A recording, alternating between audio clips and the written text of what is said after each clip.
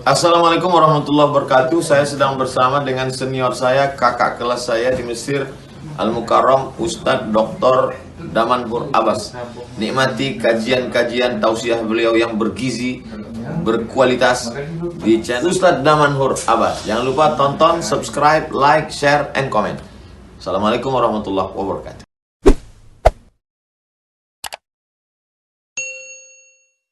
السلام عليكم ورحمة الله وبركاته. الحمد لله بنعمته تتم الصالحات وبفضله تتنزل البركات. أشهد أن لا إله إلا الله له دعوة الحق حريص عليها وأوجب تبشيري بها ولتكن منكم أمة يدعون إلى الخير ويأمرون بالمعروف وينهون عن المنكر وأولئك هم المفلحون. وأشهد أن محمدا عبده ورسوله بلغ الرسالة وأدى الأمانة ونصح الأمة وكشف الغمة حتى أتانا اليقين. ليلها كنهارها لا يزيغ عنها إلا هالك. اللهم صل وسلم وبارك وأنعم على حبيبنا وشفيعنا وزخرنا ومولانا محمد وعلى أزواجه أمهات المؤمنين وذرياته وآل بيته وأصحابه أجمعين. وقال الله تعالى في القرآن الكريم: أعوذ بالله من الشيطان الرجيم، بسم الله الرحمن الرحيم، وأذن في الناس بالحج يأتوك رجالا وعلى كل ضامر يأتين من كل فج عميق. يا أيها الناس اتقوا الله حق تقاته ولا تموتن إلا وأنتم مسلمون. رب اشرح لي صدري ويسر لي أمري واحلل عقدة من لساني يفقه قولي. أما بعد. Para asatiz yang saya muliakan, jamaah Jumat yang dirahmati Allah, marilah senantiasa kita panjatkan puji dan syukur kepada Allah yang telah memberikan nikmat iman kepada kita sehingga kita dapat berkumpul di tempat yang penuh dengan keberkahan ini. Kendati suara azan belum berkumandang, akan tetapi Allah telah memberikan rasa nikmat tersebut kepada kita sehingga kita dapat memenuhi masjid ini sebelum suara panggilan untuk meraih kesuksesan yang dijanjikan oleh Allah. Salawat dan salam mari sama-sama kita panjatkan kepada junjungan kita Nabi besar Muhammad sallallahu alaihi wasallam yang telah mengajarkan kepada kita segala aspek tatanan kehidupan. Lailuha kanahariha la yazighu anha illa halik. Malamnya itu bagaikan di siang hari terang benderang. Tidak ada satu orang pun yang berpegang teguh kepada apa yang diajarkan oleh baginda Rasulullah sallallahu alaihi wasallam dan mereka tidak akan pernah tersesatkan.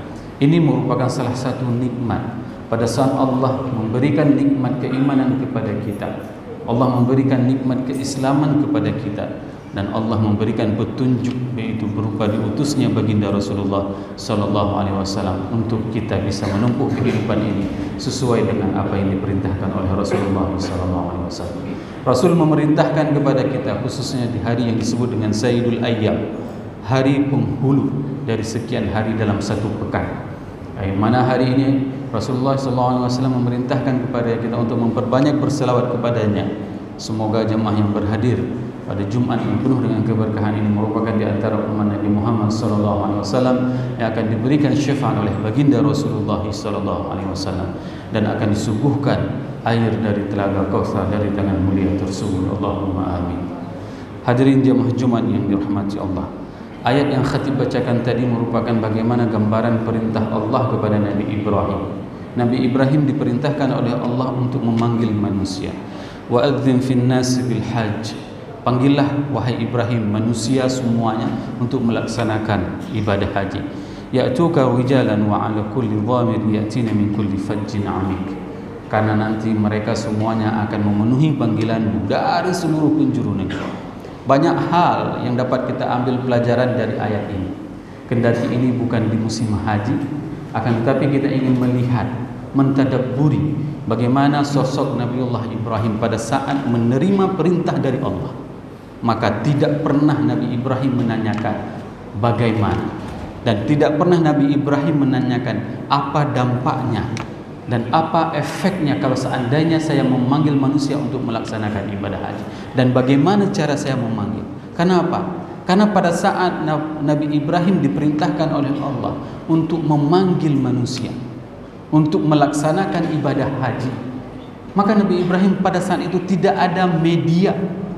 Tidak ada media seperti hari ini. Hari ini pada saat kita ingin mengiklankan sesuatu, ingin menyampaikan seruan kepada sesuatu, Sama seperti hari ini pengumuman bahwasanya yang akan memberikan khutbah Jumat di Masjid Taqwa itu adalah Ustaz Damanhur. Itu sudah diberikan pengumuman beberapa hari sebelumnya, sehingga orang dapat melihat, mengetahui informasi tersebut melalui media massa. Bayangkan, Nabi Ibrahim pada saat disuruh oleh Allah untuk memanggil manusia melaksanakan ibadah haji, beliau tidak pernah menanyakan, media apa yang harus saya gunakan ya Allah? Kenapa? Karena pada saat itu tidak ada media yang tersedia. Namun tugasnya itu adalah menerima perintah dari Allah. Apa yang diperintah oleh Allah? Panggil manusia. Imam Ibnu Katsir di dalam Bidayah wa Nihayah menjelaskan bahwasanya Nabiullah Ibrahim memanggil manusia tersebut dari atas Jabal Abu Qubaish. Itu yang salah satu diriwayatkan oleh Imam Ibnu Katsir. Beliau memanggil. Maka hari ini siapapun yang terpanggil untuk melaksanakan ibadah haji, itu merupakan panggilan dari Nabiullah Ibrahim kepada kita, sehingga kita menyahuti panggilan tersebut. Dan pada saat tersebut tidak ada transportasi yang bisa mengantarkan manusia untuk melaksanakan ibadah haji. Tidak ada pesawat, tidak ada kapal laut pada saat Nabiullah Ibrahim memanggil manusia pada saat itu. Namun lihatlah bahwasanya pada saat Nabiullah Ibrahim menunaikan panggilannya, maka siapa yang menyempurnakan panggilan tersebut? Yang menyempurnakan panggilan tersebut adalah Allah. Sehingga apa? Sehingga hari ini lebih dari 4 juta manusia setiap tahunnya berkumpul di tanah suci tersebut. 4 juta jiwa. Mereka datang dari seluruh penjuru negeri. Ada yang berjalan kaki, ada yang menaiki sepeda motor, ada yang berjalan dengan mobil, ada yang berjalan dengan kapal laut, ada dengan pesawat. Siapa yang menyempurnakan panggilan tersebut kalau bukan Allah? Maka tugas kita hari ini jemaah yang dirahmati Allah, sahuti semua panggilan Allah. Sahuti semua panggilan Allah tersebut. Agar apa? Agar Allah yang akan menyempurnakan sisa dari apa yang telah kita laksanakan.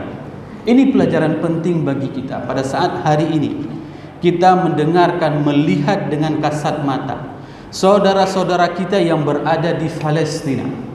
Mereka dirampas haknya, mereka dirampas tanahnya, mereka dirampas hartanya, rumahnya, jiwanya, semua itu dirampas. Namun sebelum orang-orang Israel merampas harta tanah orang-orang Palestina, mereka telah lebih dahulu merampas pemikiran orang-orang Islam. Ini yang dinamakan dengan ghazul fikri, perang pemikiran yang telah dilakukan oleh orang-orang Israel. Orang-orang Israel sebelum mengambil tanah orang-orang Palestina, mereka sudah membuat sebuah opini. Permasalahan Palestina itu adalah permasalahan Arab dan bukan Arab. Ini yang ditanamkan kepada semua manusia, bahwasanya orang-orang Israel adalah orang-orang yang berhak untuk mendapatkan negeri. Dikarenakan mereka terusir dari negeri tersebut, maka mereka harus kembali. Ini yang ditanamkan. Bahkan pada saat Khatib berada di Washington, Khatib pernah memasuki dinamakan dengan Museum Holocaust Museum, museum Yahudi terbesar di Washington. Begitu kita masuk ke dalam museum tersebut, kita akan dihantarkan ke lantai yang paling atas. Setelah itu kita akan dibuat turun satu persatu lantai, akan melihat bagaimana kejadian yang direkayasa oleh orang-orang Yahudi. Agar apa? Agar kita semua mempunyai pandangan bahwasanya Yahudi layak punya negara, yaitu Israel. Begitulah mereka memerangi pemikiran umat Islam, memerangi pemikiran semua manusia, sehingga menciptakan sebuah opini. Hari ini kalau seandainya kita mengatakan permasalahan Israel itu adalah permasalahan Arab bukan Arab, kenapa Baitul Maqdis itu disebutkan oleh Allah di dalam Al-Quran? Ini adalah urusan kita umat Islam. Bagaimana menjaga tanah suci tersebut.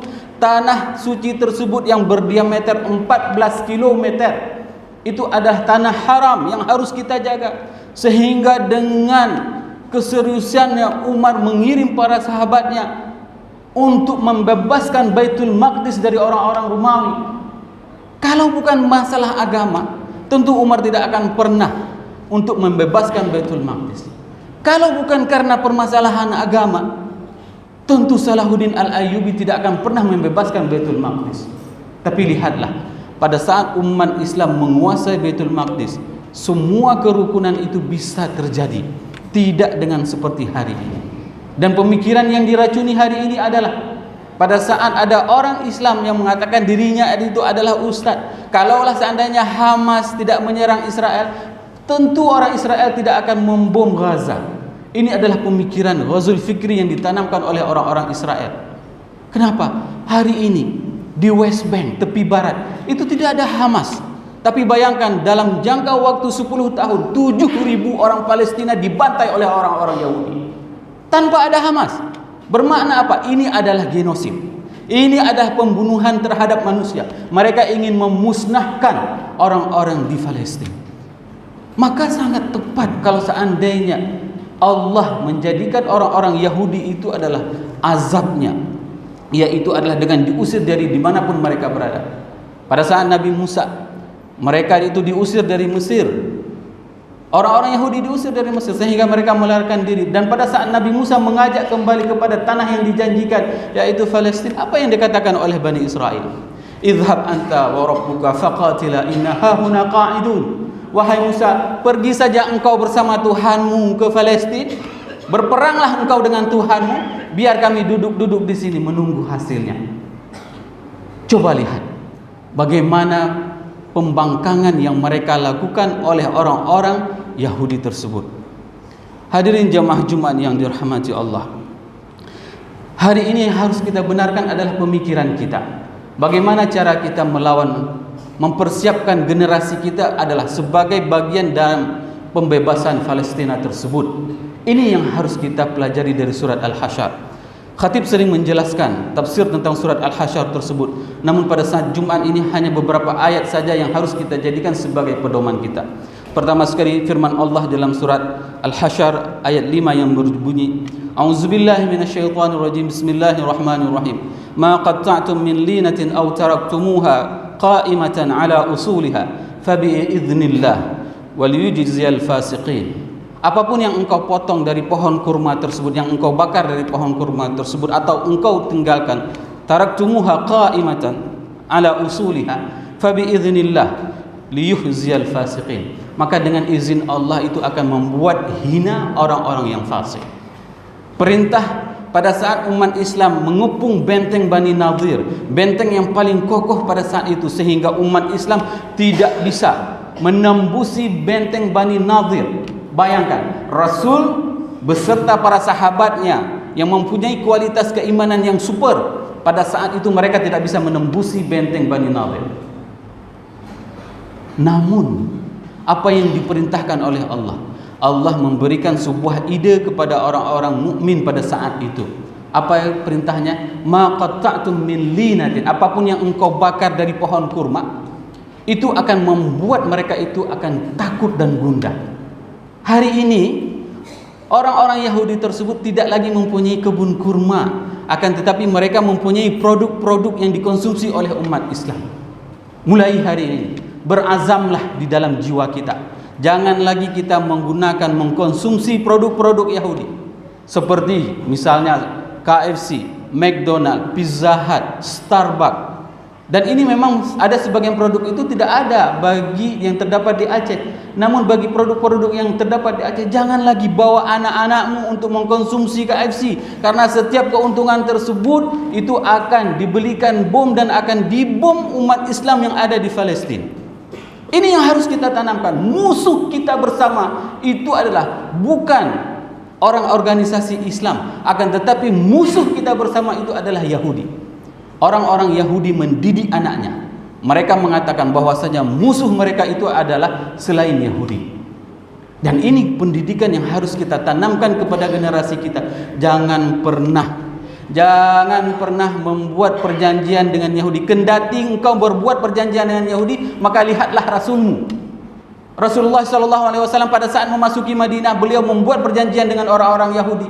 Tapi apa yang terjadi? Semua Yahudi tersebut, Bani Nadir, Bani apapun mereka, semuanya mengkhianati perjanjian dengan Rasul.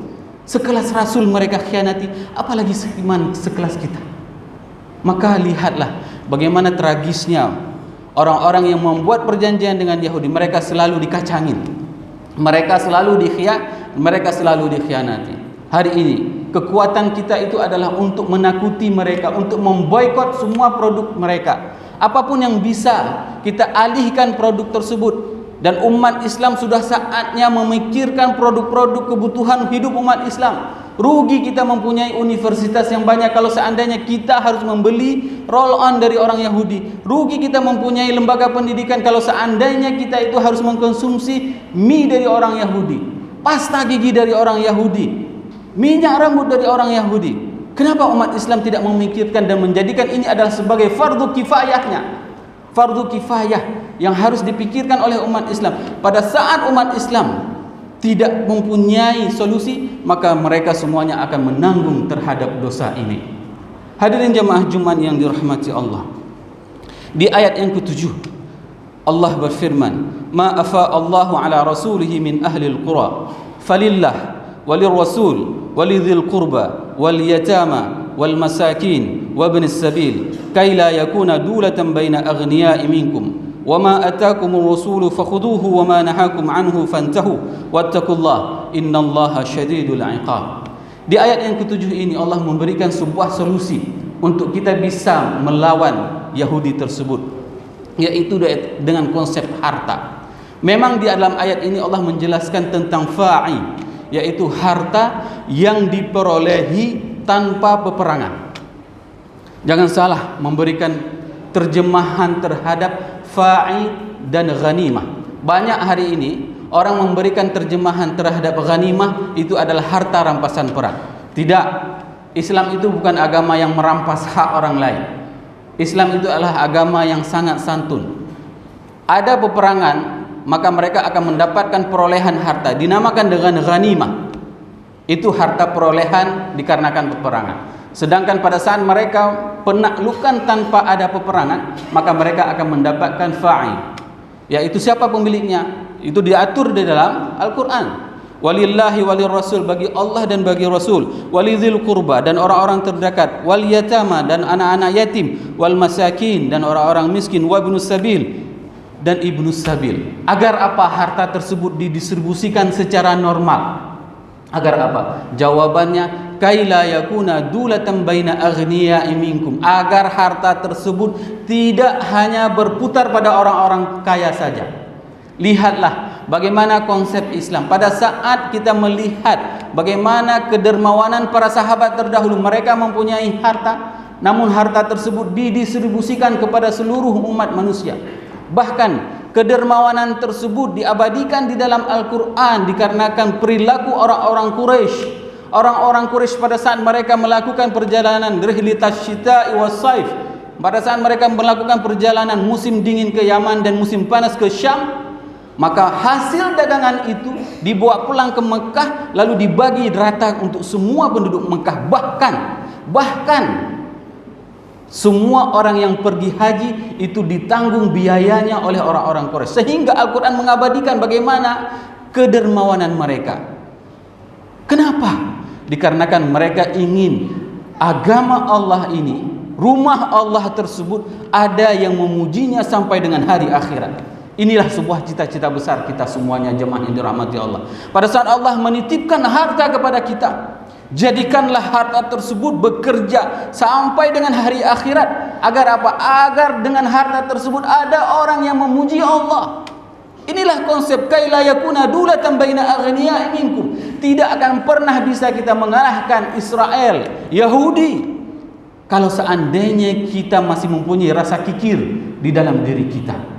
Baca surat Al-Hasyr, bagaimana kedermawanan para sahabat. Mereka pada saat ditawarkan oleh Rasulullah harta yang diperolehi dari penaklukan Khaybar tersebut, penaklukan Bani Nadir tersebut, ditanyakan oleh Rasul, wahai orang-orang Ansar, kalau seandainya aku tidak memberikan harta ini kepada kalian, apakah kalian setuju? Atau aku berikan untuk kali ini dan selamanya kalian tidak akan menerimanya lagi apapun? Apa dijawab oleh orang Ansar? Lihat, pada saat mereka ikut berperang, namun mereka tidak mendapatkan apapun. Ma akhazna minna ahabba ilaina mimma tarak ya Rasulullah. Wahai Rasul, apapun yang engkau ambil dari kami itu jauh lebih kami cintai daripada engkau yang tidak ambil. Lihatlah Bagaimana kedermawanan orang-orang Ansar, orang-orang yang dipuji oleh Rasulullah SAW, orang-orang yang didoakan oleh Rasul. Allahumma arhamil ansar wa abna'il ansar wa abna'il ansar. Mereka adalah orang-orang yang dipuji, kelembutan hatinya, kedermawanannya, sehingga apapun lelang yang ditawarkan oleh Rasulullah SAW, maka mereka akan menyambut. Lihatlah kisah bagaimana pada saat seorang tamu Rasulullah SAW tidak ada yang menjamu, maka orang Ansar yang menjamunya. Padahal pada saat dia pulang ke rumah, dia tidak mendapatkan makanan apapun kecuali untuk dirinya dan keluarganya hari itu saja. Maka di malam hari dimatikan lampu, seakan-akan isi rumah sedang menyantap makanan, padahal yang memakan makanan tersebut hanya tamu itu saja. Sehingga pada besok paginya, subuhnya, Rasul mengatakan, Allah memuji orang yang telah menjamu tamu Rasulullah SAW, dan Allah akan memberikan surga kepadanya. Lihatlah bagaimana orang-orang Ansar tersebut bisa merelakan hartanya untuk apa? Untuk agar ada orang yang beribadah memuji Allah sampai dengan hari akhirat. Jemaah yang dirahmati Allah, pada saat hari ini Allah titipkan harta itu kepada kita. Buatlah harta tersebut bisa bekerja sampai dengan hari akhirat. Khatib sering berdialog dengan beberapa para akademisi. Pada saat kita bercerita tentang wakaf, di dalam fikih Syafi'i sendiri pun mengatakan bahwasanya wakaf itu adalah menahan modal dan mendistribusikan manfaatnya. Jadi kalau seandainya kita menanyakan kepada jemaah, boleh tidak kita mewakafkan air mineral? Ada sebagian orang mengatakan tidak boleh karena habis. Maka khatib menyarankan agar air mineral tersebut tidak habis, maka wakafkanlah pabrik air mineral. Itu tidak akan pernah habis. Kalau seandainya kita menginginkan sesuatu yang berkelanjutan, maka wakafkanlah pabriknya. Dan hal seperti inilah yang diriwayatkan oleh Imam Ibnu Battutah di dalam Rihlah Ibnu Battutah. Imam Ibnu Battutah menjelaskan pada saat kerajaan Islam itu berjalan di masa keemasannya, ada wakaf barang pecah belah. Barang pecah belah umat Islam pada saat mereka pecah piring di rumah, mereka tidak akan pernah berantem. Kenapa? Karena bisa mengambil piring tersebut. Karena ada rumah produksi, ada industri barang pecah belah yang dibangun dari dana wakaf. Begitu juga dengan hari ini. Pada saat ada lembaga yang ingin membuat sebuah industri, katakanlah industri sabun, sampo, dan semua kebutuhan, maka jadikanlah hartamu untuk bekerja sampai dengan hari akhirat. Agar apa? Agar engkau mendapatkan pahala yang dinamakan dengan sedekahun jariyah. Ini merupakan salah satu konsep yang bisa membuat orang-orang Yahudi tersebut terpecah belah, sehingga kita bisa menerapkan menjadi bagian di dalam tahapan kehidupan kita. Kita adalah bagian orang-orang yang akan membebaskan Palestina. Di dalam surat Al-Isra Allah menjelaskan bahwasanya ibadan lana uli ba'sin syadid. Siapa yang akan membebaskan Palestina tersebut? Yaitu adalah hamba-hamba Allah. Setelah mereka melakukan kerusakan di atas muka bumi, maka siapa yang akan membebaskan mereka? Bukan Arab, bukan Indonesia, bukan negara yang dijelaskan di dalam Al-Quran. Ibadan lana, yaitu hamba-hamba kami. Sehingga di dalam hadis yang lain dikatakan bahwasanya nanti di akhir zaman pada saat penaklukan Palestina tersebut, semua akan berbicara, pohon akan berbicara pada saat itu, batu akan berbicara. Siapa yang mereka panggil? Bebatuan akan memanggil, ya mukmin, wahai orang-orang yang beriman, di belakangku ada Yahudi, bunuhlah dia. Ini adalah pembuktian bagaimana kita mempersiapkan generasi kita hari ini untuk menjadi bagian dari apa yang disampaikan oleh Rasulullah SAW di dalam hadisnya. Nanti akan dipanggil generasi-generasi kita yang akan mendatangi ke sana, yang akan berjuang, berjihad di jalan Allah. Jangan pernah katakan bahwasanya bantuan itu tidak akan pernah sampai. Jangan. Karena apa? Karena khatib sendiri melihat pada saat khatib di Mesir, khatib itu setiap terjadi penyerangan ke Gaza, kami di Mesir di Al-Azhar itu melakukan mudaharat, melakukan demo. Dan pada saat itu mengumpulkan dana, dan dana itu diserahkan kepada saudara-saudara kita yang ada di Palestina. Dari mana mereka masuk? Dari Rafah. Rafah itu merupakan perbatasan Mesir dengan Palestina. Mereka mengantar dari terowongan, berjalan ke sana, membawa selimut, membawa kasur, semua itu dibawa ke sana. Apakah itu sia-sia? Tidak. Itu akan menunjukkan di mana posisi kita hari ini, keberpihakan kita. Apakah kita termasuk orang-orang yang menghina umat Islam, atau kita termasuk orang-orang yang mendukung terhadap saudara-saudara kita? Hari ini bayangkan kisah cerita dari anak-anak di Palestina. Mereka setiap malam, biasanya pada saat ayahnya masih ada, yang menghidupkan kayu bakar untuk pemanas ruangan itu adalah ayahnya. Setelah ayahnya syahid, maka dia mengatakan, dulu ada ayah yang menghidupkan kayu bakar untuk ruangan kami panas, hari ini ayah telah syahid, maka tidak ada yang memanaskan ruangan kami. Mereka menceritakan hal seperti itu, dan begitu kuatnya keimanan anak-anak yang ada di sana. Mereka mempunyai keimanan yang teguh. Mereka mempunyai sebuah kepercayaan bahwasanya keberadaan mereka di sana itu adalah untuk implementasi apa yang Allah katakan, bahwasanya mati syahid itu masih berlaku. Lihatlah bagaimana senangnya seorang istri pada saat dia mengetahui suaminya syahid.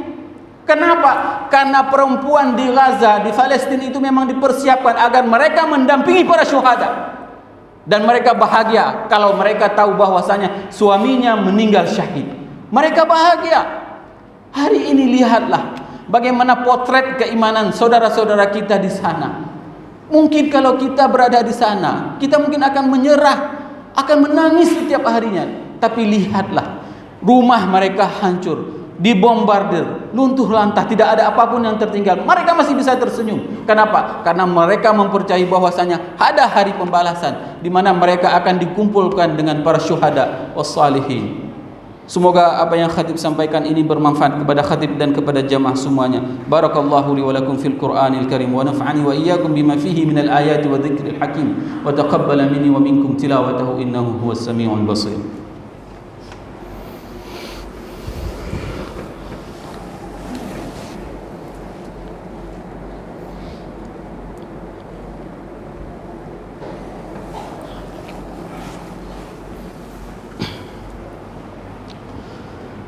الحمد لله الذي خصنا بكتاب أنزل وأكرمنا بنبي أرسل أشهد أن لا إله إلا الله وأشهد أن محمدا عبده ورسوله اللهم صل على سيدنا محمد وعلى آله وأصحابه أجمعين يا أيها الناس اتقوا الله حق تقاته ولا تموتن إلا وأنتم مسلمون وقال الله تعالى في القرآن الكريم أعوذ بالله من الشيطان الرجيم بسم الله الرحمن الرحيم إن الله وملائكته يصلون على النبي يا أيها الذين آمنوا صلوا عليه وسلموا تسليما اللهم اغفر المسلمين والمسلمات والمؤمنين والمؤمنات الأحياء منهم والأموات إنك السميع قريب مجيب دعوة ويا قاضي الحاجات ربنا لا تؤاخذنا إن نسينا أو أخطأنا ربنا ولا تحمل علينا إصرا كما حملته على الذين من قبلنا ربنا ولا تحملنا ما لا طاقة لنا به واعف عنا واغفر لنا وارحمنا أنت مولانا فانصرنا على القوم الكافرين اللهم انصر إخواننا المجاهدين في فلسطين اللهم انصر إخواننا المجاهدين في غزة اللهم أعز الإسلام والمسلمين وهالك الكفرة والمشركين ودمر أعداءك أعداء الدين ربنا آتنا في الدنيا حسنة وفي الآخرة حسنة وقنا عذاب النار وأقيم الصلاة